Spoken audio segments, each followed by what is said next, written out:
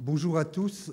J'ai la lourde tâche de suppléer mon médecin, mais néanmoins ami, le docteur Melin, et président bien-aimé, qui malheureusement, vu la situation plus que particulière d'un certain nombre d'hôpitaux en province, n'a pas pu se dégager ce matin. Et sachez qu'il sera bientôt parmi nous, mais qu'il le regrette fortement. Et j'ai aussi la redoutable tâche d'accueillir M. Forciori, qui est directeur général adjoint de l'ARS de Nord-Pas-de-Calais. Alors, ça, on est hyper content qu'un responsable de l'ARS vienne à un forum de malades organisé par une association régionale.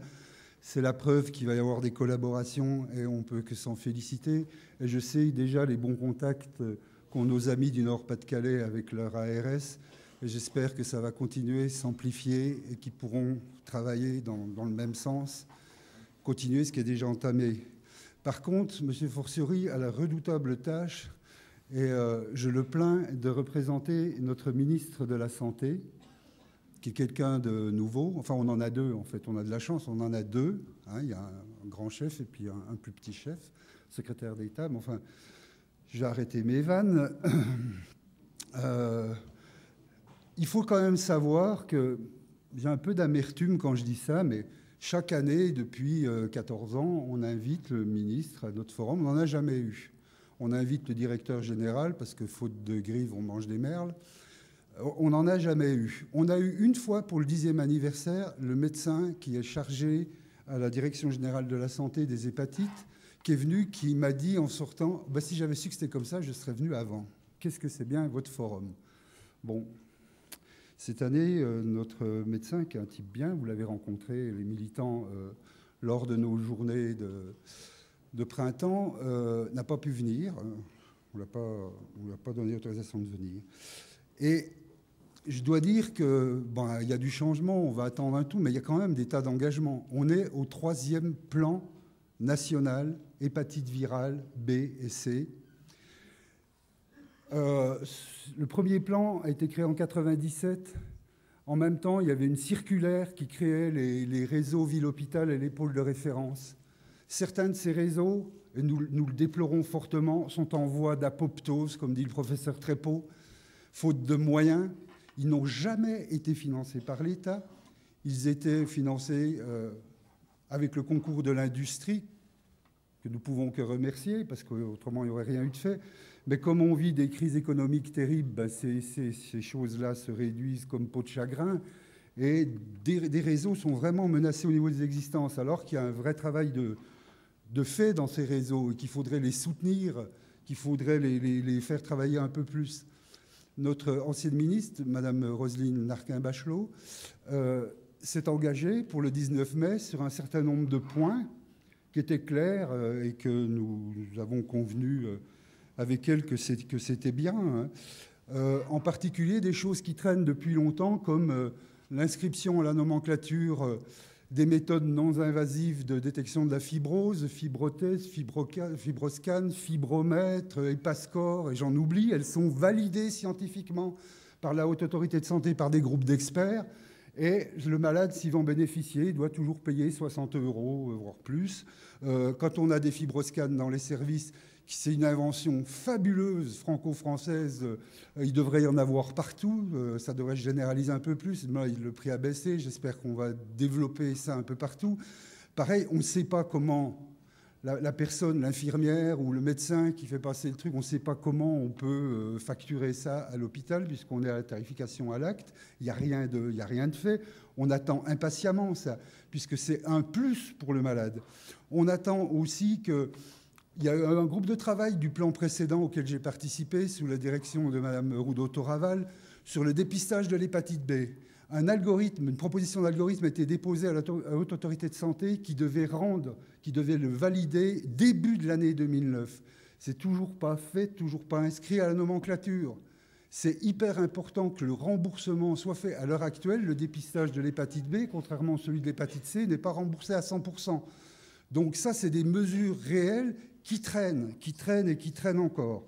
Alors là-dessus, c'est quand même pas terrible. Hein.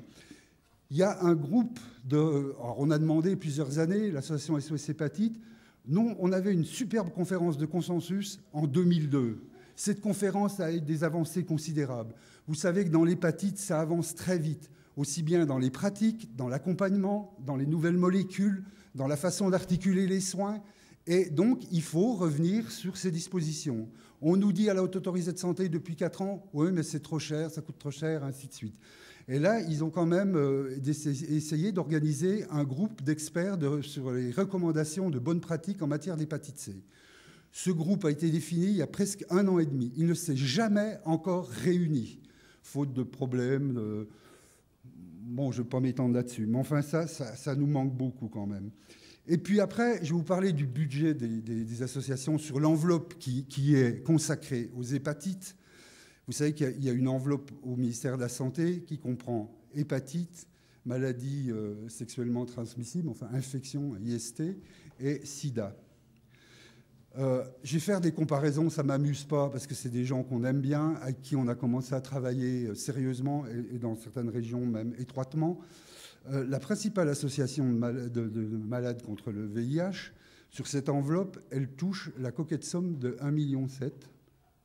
Elle en a besoin, elle a 650 salariés.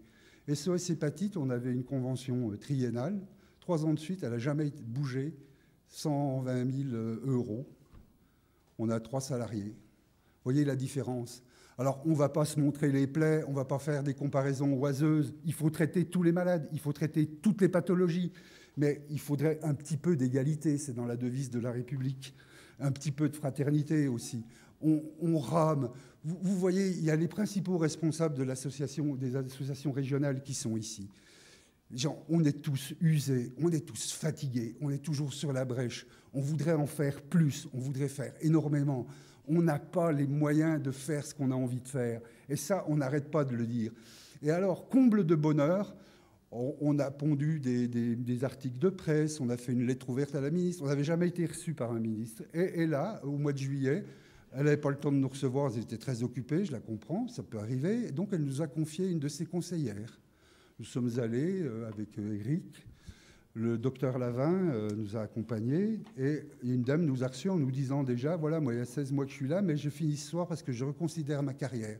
Et on entendait ses collègues de temps en temps dans le couloir du ministère qui lui disaient, alors tu viens, on le fait ce pot. On n'a absolument pas parlé de dossier hépatite qui, à ce moment, elle ne connaissait pas du tout.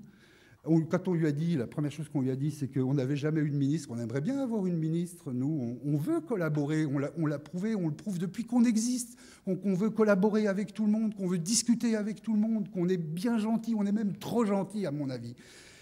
Elle nous a dit, attendez, elle a passé une demi-heure à son bureau à téléphoner, des trucs et tout, pour nous dire en fin de compte, ça y est, c'est inscrit sur son planning.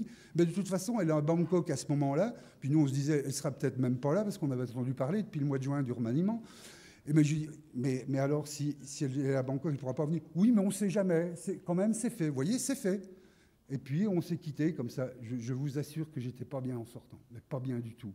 Et ça, moi, je trouve ça injuste. Et je trouve ça même violent. C'est très violent. On l'a ressenti de façon vraiment très mal. Quoi. C'est-à-dire, on vous reçoit par-dessus la jambe, vous êtes quantité méprisable. Est-ce que c'est ça, être malade d'une hépatite? Déjà qu'on est dans le déni, qu'on n'a jamais parlé d'hépatite à une heure de grande écoute sur un média quelconque, qu'on rame, et le peu de considération qu'on a. Et tout ça, je suis désolé, mais... je m'adresse juste aux représentants du ministère. Vous allez leur dire qu'on n'est pas content, pas content. Par contre, on est content que vous soyez là en tant qu'ARS et ça nous fait bien plaisir.